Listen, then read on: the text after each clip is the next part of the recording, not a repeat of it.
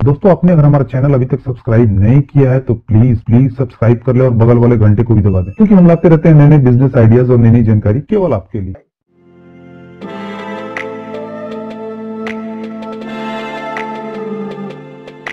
वहाँ नट और बोल्ट की जरूरत जरूर होगी, क्योंकि नट और बोल्ट ही जोड़ने का काम करता है। नट और बोल्ट सभी इंडस्ट्री में यूज की जाते हैं, चाहे आपको घर बनाना हो या कोई फैक्ट्री, चाहे कोई गाड़ी बनानी हो या कोई मशीन। नट और बोल्ट सभी इंडस्ट्री का मूल अंग है, क्योंकि बिना नट और बोल्ट हम कुछ भी मैन्युफैक्चर या असेंबल नहीं कर सकते हैं। इसलिए इस बिजनेस की बाजार में बड़ी डिमांड है और इस बिजनेस में कंपटीशन ना के बराबर है। ये हमेशा चलने वाला बिजनेस है और इस बिजनेस के जरिए आप अच्छी कमाई कर सकते हैं। तो दोस्तों इस वीडियो में हम जानेंगे हम कैसे अपना खुद का नट और बोल्ट का मैन्युफैक्चरिंग बिजनेस स्टार्ट कर सकते हैं। उसके लिए कौन कौन से रॉ मटेरियल की जरूरत होगी, कौन कौन से मशीन की जरूरत होगी, हम मशीन कहाँ से खरीद सकते हैं, हम कैसे माल तैयार कर सकते हैं, टोटल कितनी लागत आएगी और हम कितना मुनाफा कमा सकते हैं। तो वीडियो देखते हैं। दोस्तों सबसे पहले मैं आपको बता दूं कि इस बिजनेस को शुरू करने के लिए आपको 7 से 8 लाख रुपए की जरूरत होगी और इतने पैसों में आपको इस बिजनेस में लगने वाली सारी मशीन आ जाएंगी। साथ ही साथ आप अपने बिजनेस को अच्छे रूप से चला भी सकेंगे। दोस्तों अगर आपके पास फाइनेंस की कमी है तो आप बैंक से लोन के लिए भी अप्लाई कर सकते हैं, एक प्रॉपर बिजनेस प्लान के साथ। नट और बोल्ट मैन्युफैक्चरिंग बिजनेस में 2 तरह के इन्वेस्टमेंट की जरूरत होती है। पहला फिक्स कैपिटल, जिसके अंदर लैंड यानी जमीन, मशीनरी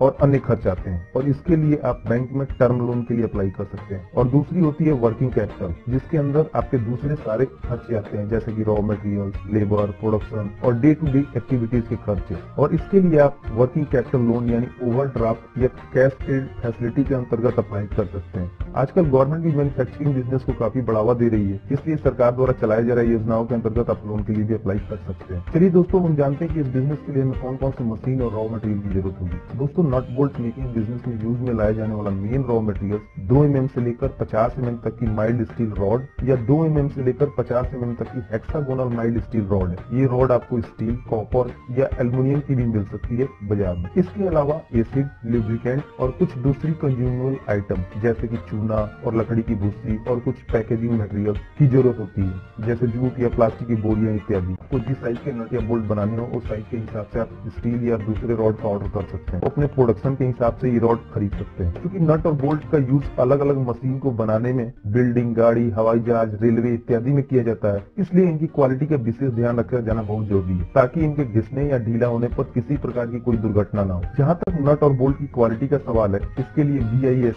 ने IS स्पेसिफिकेशन निर्धारित किए हैं। इसलिए आपको चाहिए कि नट और बोल्ट की मैन्युफैक्चरिंग दिए हुए स्पेसिफिकेशन के हिसाब से ही। वैसे नट बोल्ट मेकिंग बिजनेस में यूज में किए जाने वाला main raw material mild steel rod है, जिसे TMT टेक्नोलॉजी का यूज करके बनाया जाता है, जिससे आपके द्वारा बनाए गए नट और बोल्ट की क्वालिटी अच्छी होती है। आपको मार्केट में लगने वाले साइज के नट और बोल्ट को बनाने के लिए रॉ मटेरियल का स्टॉक अपने पास रखना होगा, जैसे कि 6 mm, 8 mm या 10 mm का रॉड, या फिर जिस साइज का ऑर्डर आप लेते हैं उस साइज के हिसाब से रॉ मटेरियल आपको खरीदने पड़ेंगे। दोस्तों इस बिजनेस को स्टार्ट करने के लिए हमें कुछ मशीन की जरूरत होती है, जैसे कि बोल्ट बनाने के लिए हमें चाहिए double stroke cold head forging machine और हेड ट्रिमिंग मशीन और थ्रेड रोलिंग मशीन और स्टील पॉलिशिंग बैरल। बोल्ट बनाने के लिए मेन ये 4 मशीन की जरूरत होती है। और वहीं नट मेकिंग के लिए हमें मशीन चाहिए होती है ऑटोमेटिक फॉर्मिंग मशीन, लुब्रिकेंट और कूलेंट पंप के साथ ही साथ नट टैपिंग मशीन। दोस्तों बोल्ट बनाने के लिए mainly double stroke forging machine की जरूरत होती है। ये मशीन सिंगल स्ट्रोक या डबल स्ट्रोक में मार्केट में मिलती है, जिसके जरिए आप हर साइज के बोल्ट बना सकते हैं, जैसे कि 3 इंच, 4 इंच, या फिर आपको अगर स्क्रू भी बनाना हो जो बिना नट के यूज किए जाते हैं तो आप इस मशीन के जरिए स्क्रू भी बना सकते हैं। आप बोल्ट से मिलते जुलते